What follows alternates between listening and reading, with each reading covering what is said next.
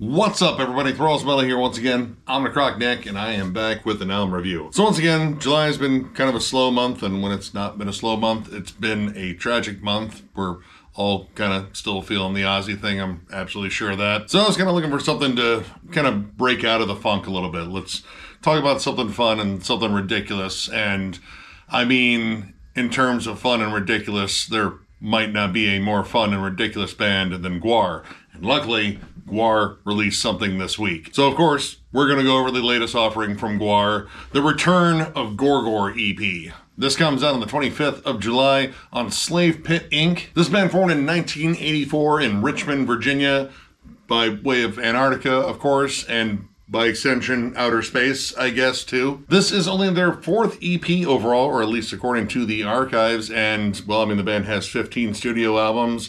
I have been a fan since I was a teen. Whether it was Beavis and Butthead or just casually watching MTV, I know I was just absolutely mystified by the levels of ridiculousness that I was witnessing when I saw a Gwar video. Or Gwar showing up on Joan Rivers, or Jerry Springer, or literally any other talk show or weird guest appearance. Hell, Odorous had a segment on Fox News, or at least late night on Fox News every now and then. Gwar has pretty much just inserted themselves probably sexually, in just about every bit of pop culture they possibly can. Now, I went over their last album, The New Dark Ages, which, admittedly, a lot of my fandom of Gwar is very attached to the Odorous years. Not 1 ounce of shade thrown towards Lothar. I think he's a fantastic frontman, and I like the fact that they promoted from within because he used to be a Beefcake the Mighty at one point. But Odorous was Odorous. He was just this enigma of, I don't know, over-the-top performance art and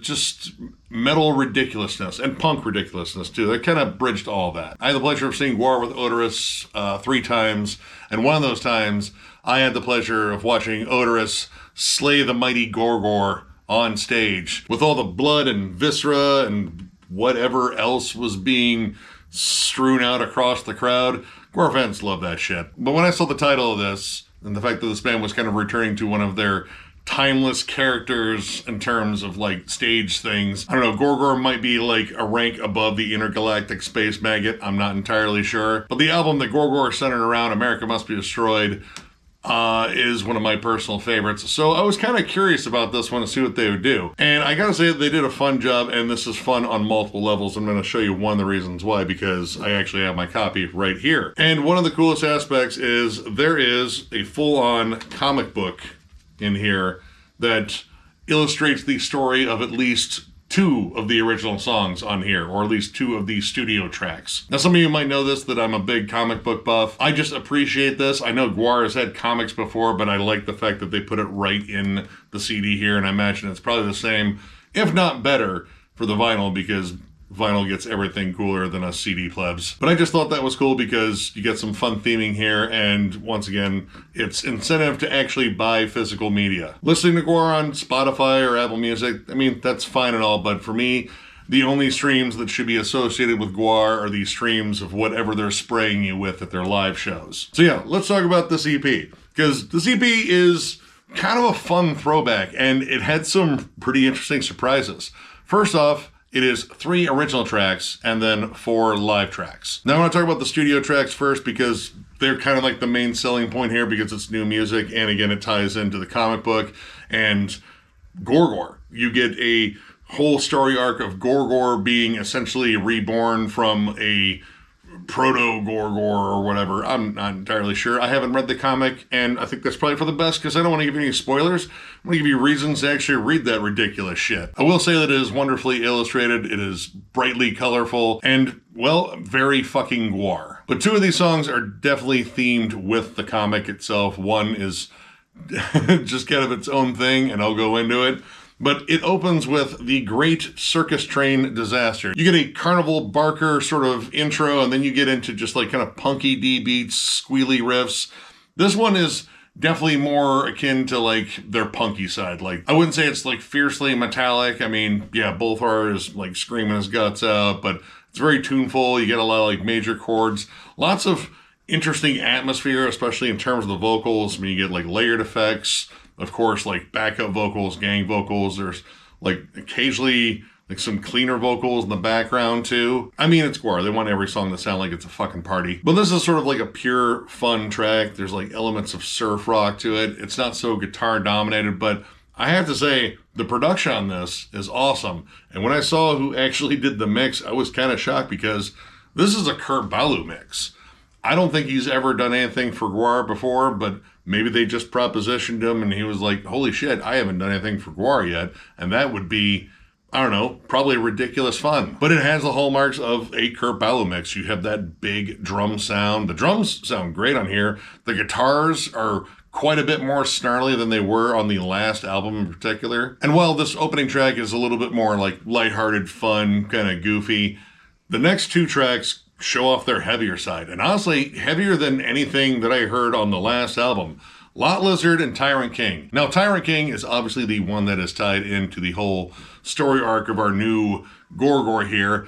Lot Lizard is exactly what you probably think the song's about if you know what that term means. And if you don't, I'm just going to tell you, it's a song about truck stop hookers. Believe me, I really wish Jammin' John was with me right now for this one. But he's working overtime at, well, his truck stop, and I'm pretty sure he's shooing off a few lot lizards. Now, I'm sure Gwar fans out there are like, hey, listen, they've talked about weirder shit than that, and you're 100% right.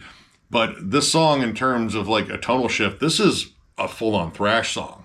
Like, this is one of the fastest, thrashiest, most aggressive songs I think I've heard from the band.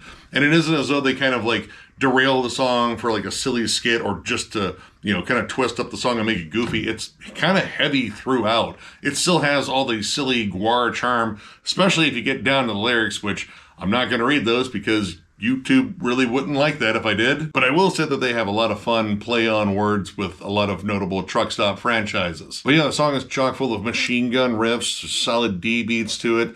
The end is almost like heavy death metal tremolos. And again, it still maintains that fun spirit. Same thing with Tyrant King. Tyrant King has heavy, chuggy breakdowns. It marches in with a lot of authority. And again, it has all the fun, goofy atmosphere that you expect from Gwar, but it feels serious about being heavy. And heaviness in this band, I mean, it's kind of an on-again, off-again thing. Like, I love Gwar, but I don't love all their albums. Gwar is always fun. I'll stand by that. But they're also not always good, and that applies to every era of the band. Like, I'm not just singling out the Blothar years, which I really haven't had much of an experience with. In fact, this is only the second release I've listened to with Blothar actually fronting the band. But even Odor has had some, well, not great releases. But the three original tracks in here are solid. Admittedly, my expectations weren't super high because the last one I thought was, I mean, it was okay. But all three of these songs are energetic, they're fun, they capture the stuff that I love about Gwar. And I think Kurt Ballou's mix kind of gives it like a little bit more of a metal crunch again. Now, the 4 live tracks, or technically it's 3 live tracks and then 1 skit, but I'm not complaining because the skit was fucking hilarious, because it's Gwar. You get 2 cuts from America Must Be Destroyed, again, one of my favorite albums. You get the title track, which is an awesome instrumental, which they really draw out and make a much longer instrumental. Like, it's 9.5 minutes long on this live version. Granted, they kind of drag out the end with noise and samples and feedback, but because a lot has happened between 1991 and right now, they definitely updated a lot of the samples, and we hear a lot of familiar voices that, well, most of us would rather not hear on the news because everything he says is fucking stupid. Then we're pretty sure he's on a list of, like, some of the most vile humans on the planet. Anyway, America Must Be Destroyed. They did a solid job, of course.